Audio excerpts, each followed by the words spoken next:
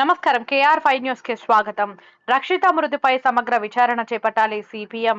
నిజామాబాద్ జిల్లా రుద్రూరు మండలం ప్రొఫెసర్ జయశంకర్ వ్యవసాయ పరిశోధన కేంద్రంలో పాలిటెక్నిక్ మొదటి సంవత్సరం చదువుతున్న విద్యార్థిని రక్షిత ఆత్మహత్యపై ప్రభుత్వం పోలీసులు సమగ్ర విచారణ చేపట్టాలని సిపిఎం ఏరియా కార్యదర్శి నన్నేసాబ్ డిమాండ్ చేశారు. మంగళవారం రుద్రూరులో ఆయన విలేకరుల సమావేశంలో మాట్లాడుతూ ఎంతో భవిష్యత్తు ఉన్న విద్యార్థిని రక్షిత ఆత్మహత్య చేసుకోవడం చాలా బాధాకరమన్నారు. విద్యా వ్యవస్థ మీద విద్యాశాఖ ఉన్నతాధికారుల పర్యవేక్షణ లేకపోవడం కూడా ఒక కారణమన్నారు. ఇటువంటి దుర్ఘటనలు పునరావృతం కాకుండా ప్రభుత్వం అధికారులు చర్యలు తీసుకోవాలని కోరారు.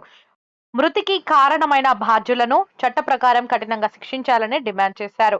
రక్షిత కుటుంబానికి ప్రభుత్వం 50 లక్షలు ఎక్స్గ్రేషియా, కుటుంబంలో ఒకరికి ఉద్యోగం కల్పించి భరోసా ఇవ్వాలన్నారు. ఈ సమావేశంలో పార్టీ నాయకులు గంగాధర్ ప్రసాద్ పాల్గొన్నారు.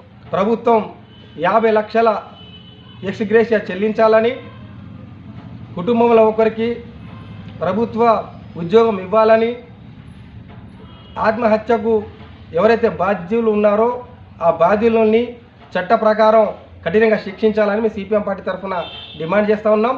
ఇటువంటి దుర్ఘటనలు మళ్ళీ పునరావృతం కాకుండా అధికారులు, పోలీసులు, ప్రభుత్వం చర్యలు తీసుకోవాలని మేము కోరుతూ ఉన్నాం. లేకపోతే ఈ దుర్ఘటనకు సంబంధించినటువంటి సమగ్ర విచారణ జరపకుండా తాత్సారం చేస్తే మేము సిపిఎం పార్టీ తరఫున రక్షిత కుటుంబానికి మద్దతుగా రక్షణగా మేము పోరాటం నిర్వహిస్తామని చెప్పి ప్రభుత్వానికి హెచ్చరిస్తూ ఉన్నాం.